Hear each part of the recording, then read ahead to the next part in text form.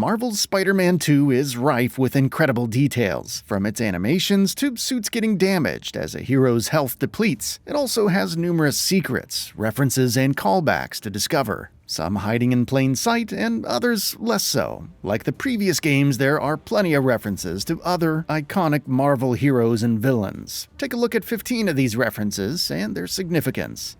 You okay? I'm working on it! Wolverine and film suits. Would it be a Spider-Man game without suits based on other heroes or groups? The best there is suit is a dead ringer for Wolverine, which also has a suit style to give it an X-Force color. Of course, there are also suits based on films like Spider-Man Far From Home and No Way Home, The Amazing Spider-Man, Into and Across the Spider-Verse, and much more. Arachnite.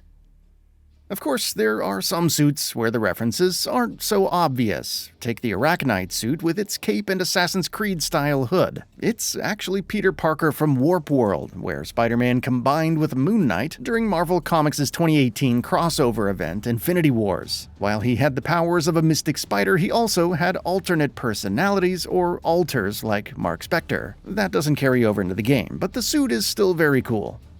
Cindy Moon cameo. This is Albert. Hi. Nice to meet you. Oh, and this is my daughter, Cindy. When everything is said and done, Miles finally meets Albert Moon, which is a big moment for the family. However, he's also introduced to Cindy, Albert's daughter.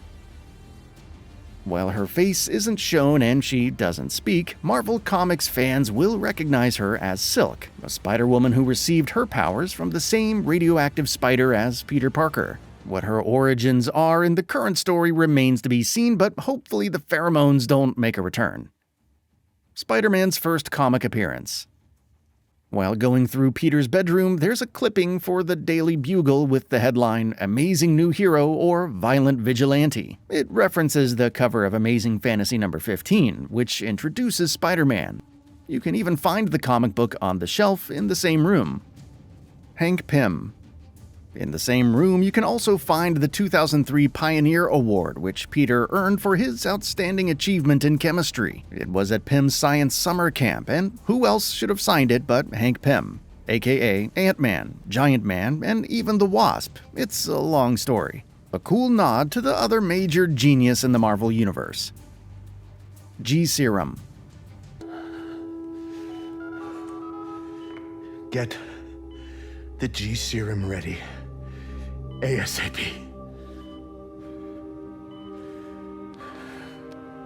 After everything is resolved in the climactic final battle, Harry is in bad shape and comatose once more. His father, Norman Osborn, is not happy, and after smashing some nearby objects, he makes a call, asking for the G-Serum to be ready ASAP. It's the serum historically used to turn him into the Green Goblin, which could hint at him finally transforming into the iconic villain for the sequel.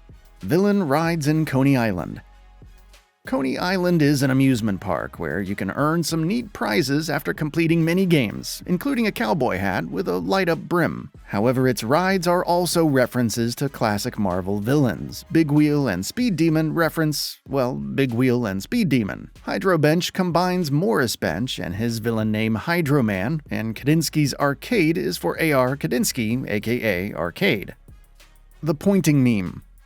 It's common to run into Peter or Miles while playing as one or the other. After a battle is over, you can interact with them and maybe share a hug. However, they also point at each other in a fake surprised manner before casually laughing it off, referencing the legendary Spider-Man pointing meme.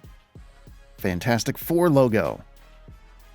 While Spider-Man hasn't interacted with the Fantastic Four in the Marvel Cinematic Universe or Insomniac's games, he has a pretty rich history with the group, so it's no surprise to see the Baxter Building in the sequel. And if you go to the roof, you see their logo painted on it. It's incomplete, but perhaps it's hinting at their future arrival. Backpacks. Old backpack. Forgot I put that here. During the mission Roll Like We Used To, Peter will come across a backpack, webbed up in some random corner. For those who played the first game, this refers to the various backpacks he left scattered throughout the city. He forgot about this one, and Peter remarks that he needs to better track them. Since this part takes place in the past, and the backpacks are nearly everywhere in the first game, we're gonna guess that didn't happen. But at least he collected them all. You did collect them all, right? Rick Roll reference. Just wanna tell you how I'm feeling. Damn it, Gotta you're in the make office. you understand. Never gonna give you up. Never gonna let you down. Okay, gotta go. In the same mission, Harry and Peter do their best to avoid a security guard, and subsequently the police, in their old high school. At one point, Harry gets hold of the public access system and sings to distract them, giving Peter a chance to escape. What else could he be singing but Rick Astley's Never Gonna Give You Up? Visions Academy. Visions Academy appears in-game, with Peter teaching there briefly and Miles attending. Those who watched the Spider-Verse movies will immediately recognize it as the same school its version of Miles attended. Equip the Spider-Verse suits for maximum immersion. Suit-specific VFX and film-style animation. It's not enough to have suits based on different properties, they also have different VFX, like Marvel's Spider-Man Miles Morales. The Into the Spider-Verse and Spider-Boy suits have stop-motion-like animations, similar to the film. The same applies to Peter's Into the Spider-Verse suit, which is Spider-Man Noir. It looks incredibly sleek, and the best part is that film-style animation is an unlockable setting allowing every outfit to have this effect. Speed Nonagon. In Miles Morales, Genki mentions working on a game called Speed Nonagon, which sounds more than a little like Super Hexagon. It was a prototype, but in Marvel's Spider-Man 2, Peter can find a copy of the game on his dining table, seemingly indicating that it became a game, with the logo even looking a bit similar to Super Hexagon. Norman Osborn as Green Goblin. There are all kinds of murals in New York, particularly of different characters, like Norman Osborn. One of these has Osborn with green horns and red mist coming out of his mouth. The former references Green Goblin, particularly the Ultimate Comics version with its horns. Perhaps this foreshadows how he'll look if he becomes a villain in a future title. The mist is likely Devil's Breath, which Oscorp created and Dr. Octopus used to cause a horrific viral attack in the first game.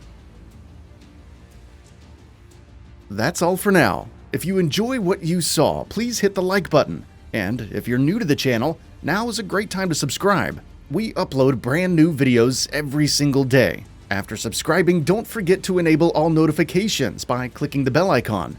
Thanks for watching this video, and we'll see you next time, right here on GamingBolt.